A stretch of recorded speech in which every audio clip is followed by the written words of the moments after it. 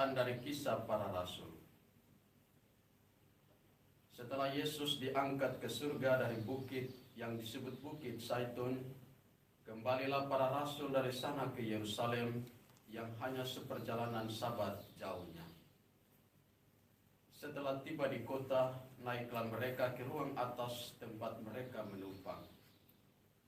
Mereka itu ialah Petrus dan Yohanes, Yakobus dan Andreas, Filipus dan Thomas, Bartolomeus dan Matius, Yakobus bin Alfeus, Simon orang Selot, dan Yudas bin Yakobus.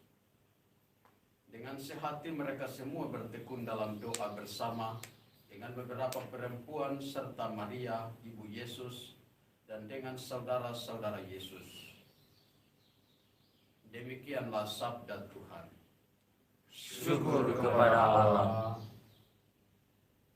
Hal-hal yang Tuhan bersamamu Dan bersama rohmu. Inilah Injil suci menurut Yohanes. Dimuliakanlah Tuhan.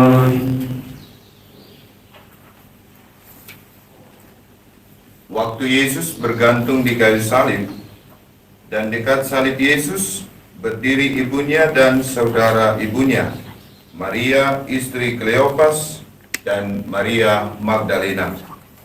Ketika Yesus melihat ibunya dan murid yang dikasihinya di sampingnya, berkatalah ia kepada ibunya, "Ibu, inilah anakmu." Kemudian katanya kepada muridnya, "Inilah ibumu." Dan sejak saat itu, murid itu menerima dia di dalam rumahnya.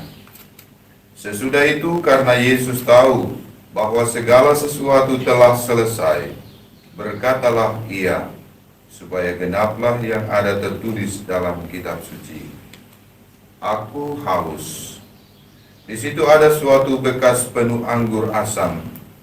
Maka mereka mencucukkan bunga karang yang telah dicelupkan dalam anggur asam pada sebatang hisop, lalu mengunjukkannya ke mulut Yesus.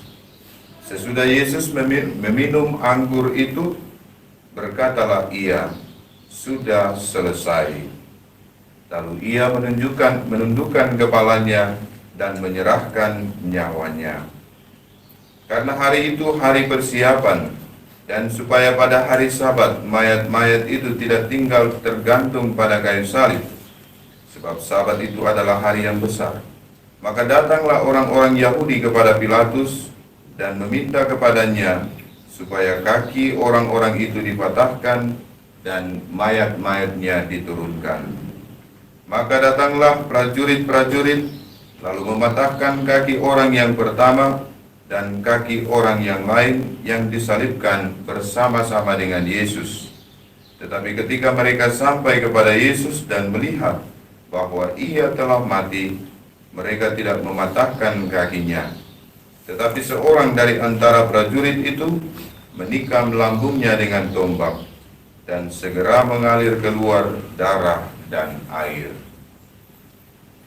Demikianlah sabda Tuhan.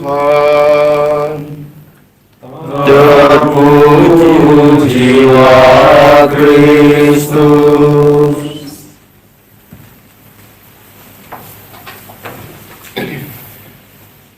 Saudara-saudariku yang terkasih, Pentakosta menandai lahirnya gereja, dan Santo Yohanes memberitahukan kita secara sangat detail, sangat teliti. Bunda Yesus berdiri dekat salib putranya bersama dengan wanita-wanita lain dan dia sendiri, sang penginjil. Ini adalah bentuk pelayanan Maria di hadapan rajanya, yakni Kristus, raja yang bertakhta dari salibnya, raja yang memerintah dari tahta salib.